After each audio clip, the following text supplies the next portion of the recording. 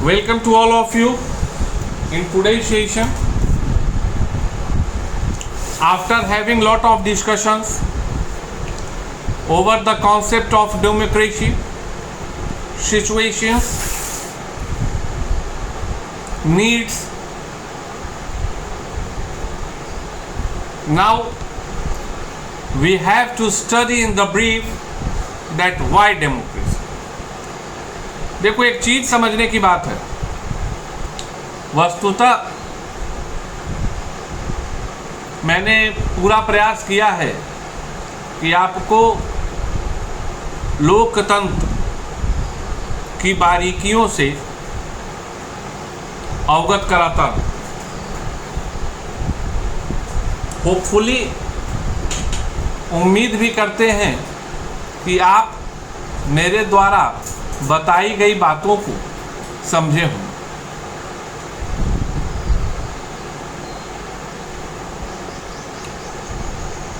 Today we are here to discuss over the content or the topic why democracy.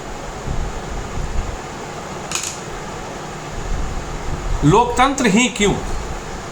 एक सवाल जो निस्संदेह आपके मन में, अगर लोकतंत्र की काफ़ी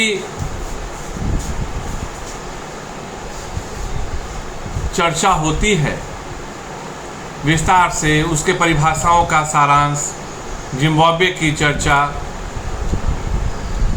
और छोटे छोटे जगहों की चर्चा, पाकिस्तान की चर्चा, निष्पक्ष लोकतंत्र की चर्चा, इतनी चर्चाओं के बाद यह भी एक चर्चा का मुद्दा होता है कि लोकतंत्र ही क्यों, वाई डेमोक्रेसी। अगर मेरी अभी तक बताई गई बातों को आपने समझा होगा तो आपको यह बात समझ में आई होगी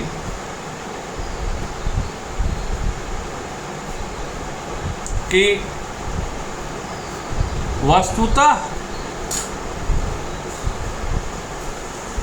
लोकतंत्र सिर्फ अपने एक गुण के कारण नहीं, अपितु कई गुणों के कारण विशिष्टता का स्थान पाता।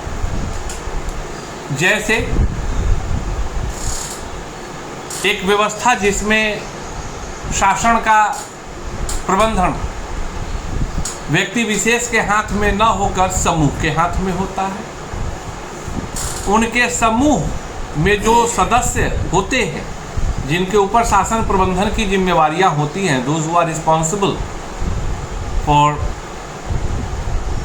Running the government, they are elected by the people, and because they are elected by the people, it means definitely also they are coming from our society, and due to that we are hoping that they are knowing our difficulties. सही बात है कि अभी आप भारत के लिहाज से समझो, चूंकि दुनिया के विषय में अब मैं चर्चा करूं, फ्रांस के बारे में मैं चर्चा करूं, ब्रिटेन के बारे में, तो थोड़ी परेशानी होगी। You will face lot of problem to understand the situation of that free country. तो भारत के विषय में तो हम जानते हैं, आप 9वीं के बच्चे हैं तो आप इंडिया के विषय में डेफिनेटली कुछ ज़्यादा जानेंगे। तो अब अभी की सरकार है तो उस सरकार में जितने भी मंत्रीगण हैं वही रिस्पॉन्सिबल हैं शासन करने के लिए, लेकिन सच्चाई तो यही है कि उनका चयन किसके द्वारा किया जा रहा है? हमारे द्वारा किया जा रहा है। और जिसके कारण क्या होता है, उनको अपने क्षेत्रों की समस्याओं की जानकारी होती है, उनको भौगोलिक परिस्थितियों की जानकारी होती है, जिसके कारण वह जो परियोजनाओं का निर्माण करते हैं वह जमीन से जुड़ी हुई परियोजनाएं होती हैं। जो जनमानस की आवश्यकताएं होती हैं उसके लिहाज से परियोजनाओं का निर्माण होता है। बट ऐसा नहीं है कि पॉलिटिकल साइंस में आपको सारे विचारक लोकतंत्र के समर्थक मिलेंगे। चूंकि आप गूगल करके चेक कर लेना, लोकतंत्र के विषय में अगर मैंने बार बार आपको तमाम परिभाषाएं इस आलोक में दी कि जनता का, जनता के लिए, जनता के द्वारा, to the people, for the people, by the people है, तो ऐसे भी कोटेशंस हमको मिले हैं, ऐसी भी टिप्पणियां हमको मिली हैं जिसमें कहा गया है कि लोकतंत्र मूर्खों का शासन। अर्थात क्या है कि अगर सकारात्मक पक्ष रखने वाले लोग हैं तो राजनीति विज्ञान में, पॉलिटिकल साइंस में नकारात्मक पक्ष भी रखने वाले लोग। So definitely we have to know that what are the laches, what are the drawbacks of democracy. काहे, क्यों, किस कारण से एक वर्ग, राजनीति विज्ञान से जुड़ा हुआ एक वर्ग लोकतंत्र की तरफदारी नहीं करता है, लोकतंत्र के विरुद्ध तर्क देता है। उनके भी कुछ अपने पैमाने हैं, उनकी भी कुछ अपनी मान्यताएं हैं, कुछ तर्क हैं जिसके आधार पे वह लोकतंत्र की खिलाफत करते हैं, वह लोकतंत्र के समर्थक नहीं। For an example, some of the person, learned people told that due to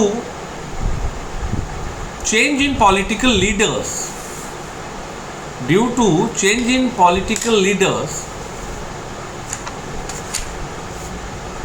there is a latches in the stability of the government। अर्थात उनका मानना है कि लोकतंत्र में नेता बदलते रहते हैं और जिसके कारण इसकी एक संशय की स्थिति हमेशा बनी रहती है कि पता नहीं इस लोकतंत्र में कब अस्थिरता है।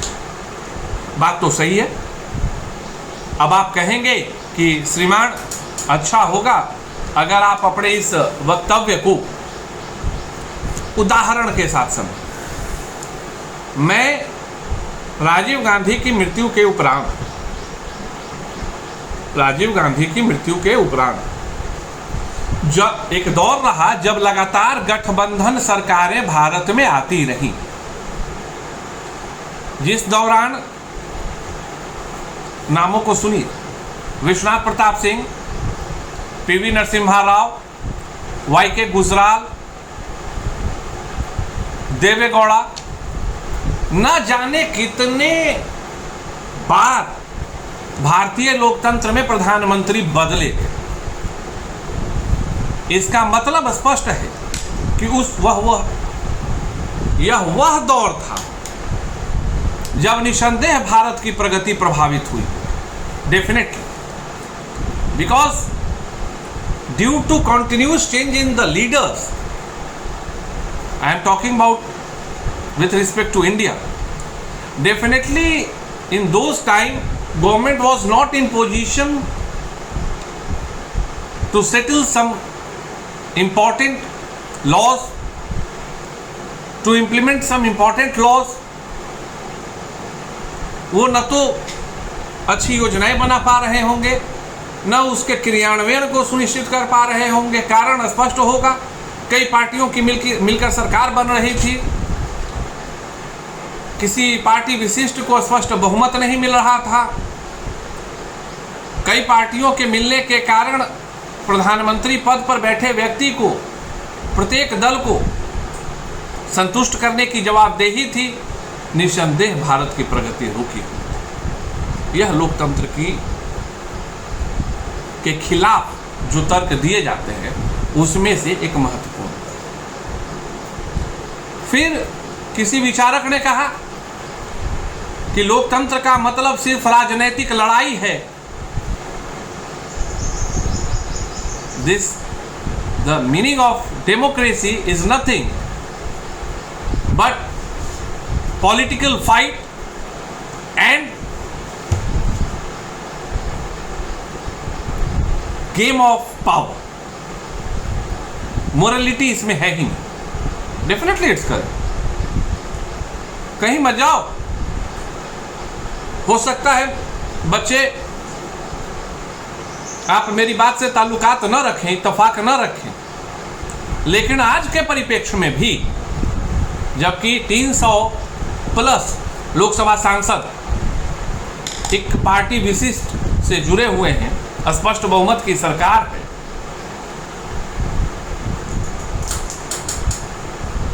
लेकिन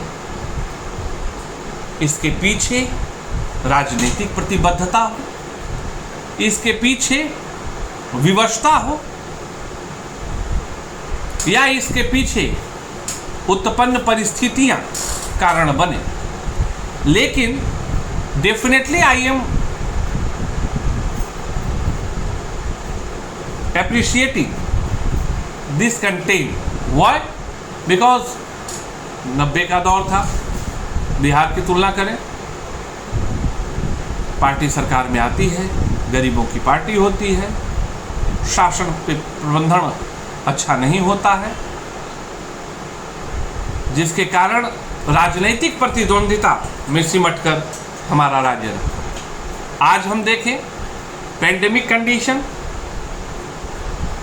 बट चुनाव संपन्न कराए गए। जी हाँ, पश्चिम बंगाल एक चुनाव जिसे हम इस पैंडेमिक कंडीशन में अवॉइड कर सकते थे, लेकिन दलगत राजनीति के कारण, एक भ्रम की स्थिति के कारण करोड़ों लोगों की जान को सांसत में डालकर चुनाव करवाया। जबकि हमारे लोकतंत्र में यह प्रावधान है कि अगर विधानसभा का कार्यकाल समाप्त हो जाता है, आप राष्ट्रपति शासन लगा सकते हैं। 6 महीने में परिस्थिति अगर जब अच्छी होती तब सरकार चुनाव करवाती, लेकिन सरकार ने ऐसा नहीं। तो definitely it's a game of power, ये पॉलिटिकल फाइट बनकर रह गया है। And one more drawback was given by some portions related to political science was, अब लाइक होता क्या है, देखो ये लोकतंत्र में परेशानी है, किसी भी छोटे से चीज़ों के क्रियान्वयन के लिए, कोई कानून बनाने के लिए, कुछ लागू करने के लिए हमारा बहुत बड़ा समय, we spent lot of time in discussion. अभी स्थिति क्या है, अगर कोई भी चीज़ सरकार कुछ अच्छी परियोजनाओं को लाना चाहती है, और मैं देख रहा हूँ इस सरकार की कई परियोजनाएं जो वाकई में लाजवाब है और जिसने भारत को बदलने का काम किया है, भारत को काफ़ी कुछ देने का प्रयास किया है, लेकिन सरकार के साथ यह मैं परिस्थिति देख रहा हूं कि हर चीज़ जो जनता के लिए भी लागू है या लागू करना चाह रहा है, उस पर बैठक और चर्चा काफ़ी होती है, और कई बार उस चर्चाओं का साथ निकलता कुछ है और जनता तक पहुंचता कुछ है। इसका मतलब क्या है, we are wasting lot of time over the discussion of the topic, and in fact we are knowing that these topics are beneficial for the people of concerned country।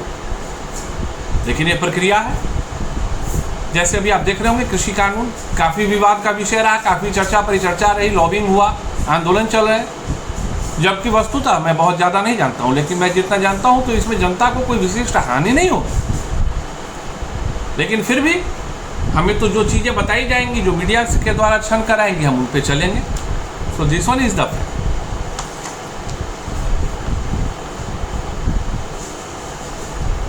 आज जो बहुत बड़ी विशिष्ट समस्या आ रही है, जो कि एक और इम्पॉर्टेंट पॉइंट है इसमें, actually when the democratic form और डेमोक्रेटिक कॉन्सेप्ट वाज एस्टैब्लिश्ड,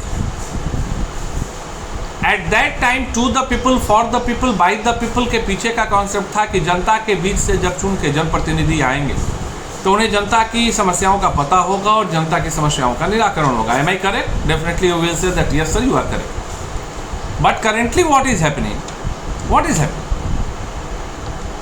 अब ये भी बहुत बड़ा ड्रॉबैक हो गया है कि हमारे जो जनप्रतिनिधि हैं वो हमारे बीच से चुनकर जाते ही नहीं है, because they change their life styles, like काफ़ी साल पहले ही वो अपनी जीवन शैली को बदल चुके हो, और एक लॉबिंग के तहत वो अच्छी पार्टी से टिकट लाते हैं, चुनाव लड़ते हैं, जीतते हैं, वस्तुतः उनको ग्रास रूट लेवल पे जनता के समस्याओं की जानकारी नहीं। अरे वो भी कैसे, ये जो लुटियन के हरे घास हैं, अगर कोई जनप्रतिनिधि उस लुटियन के घास की आकर्षकता में गुम हो जाए तो जनता की समस्याओं का उसको अंदाजा कैसे लगे। थोड़ा सा एक प्रकरण में याद दिला देता हूँ, और यह सच्चाई है, क्योंकि भाई we are basically from Bihar, और लुटियन की चकाचौंध, लुटियन के मलमली घास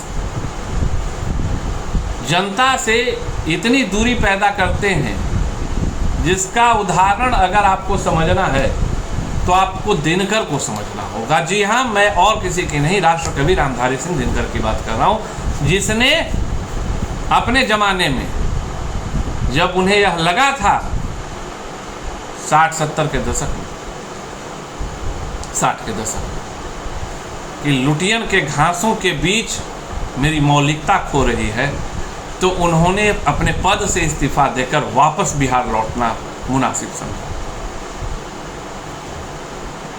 इस प्रकरण का मैंने उदाहरण इसलिए लिया चूंकि जब 60 के दशक में लुटियन में खो जाने का भय होता था, तो आज तो लोग लगभग खो चुके हैं। कई प्रकरण मिलेंगे, चूंकि आप बच्चे हैं, मैं पढ़ाने वाला हूँ, लेकिन आप सोशल मीडिया पर पढ़ते होंगे। निसंदेह आज रेयर ऑफ रेयरेस्ट कंडीशन हो गया है जब हमारे जनप्रतिनिधि को हमारी समस्याओं की जानकारी होती है। यह सिर्फ एक राजनीतिक विषय बनकर रहा है। एक चीज बताओ,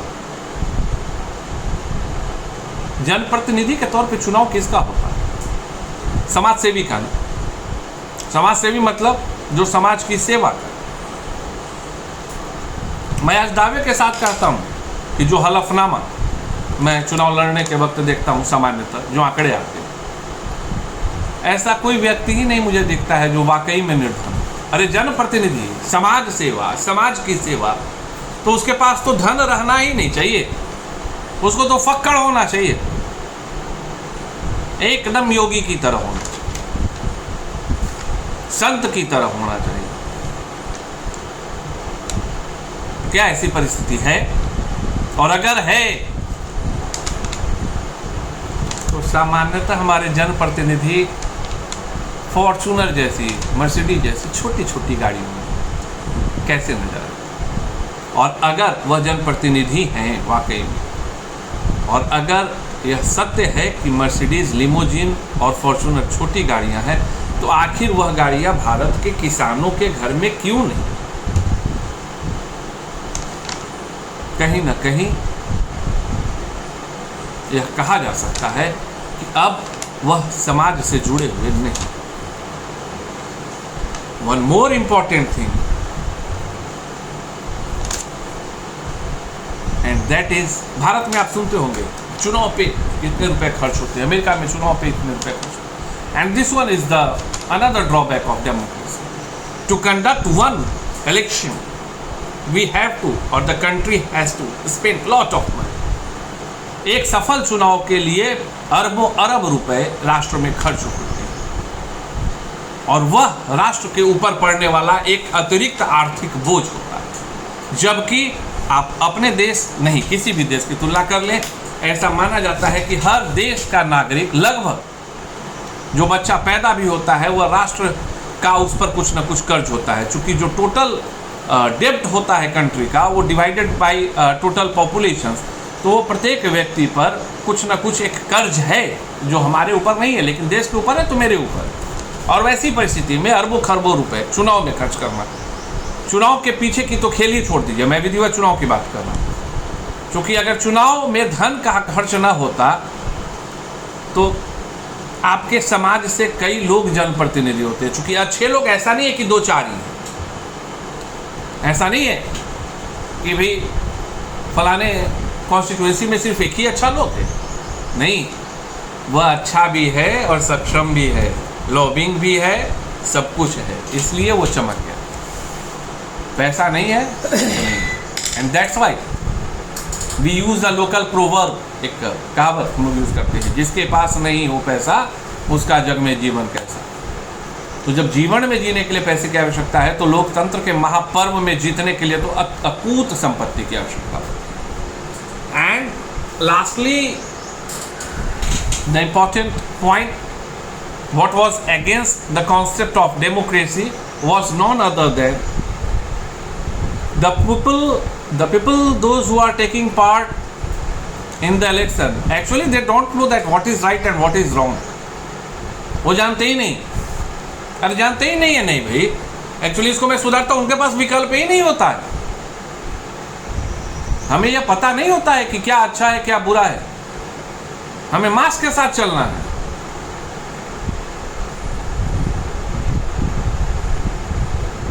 and these are the some concepts, some points which is capable to give us concept against the democracy.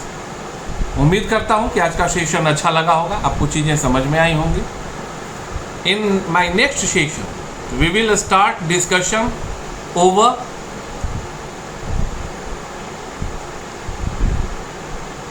the fact or the statement in the favour of democracy. पहले मैंने विपक्ष की चर्चा की, लोकतंत्र के विपक्ष में दिए गए कथनों की, मंतव्यों की। अगली कक्षा में मैं लोकतंत्र के पक्ष में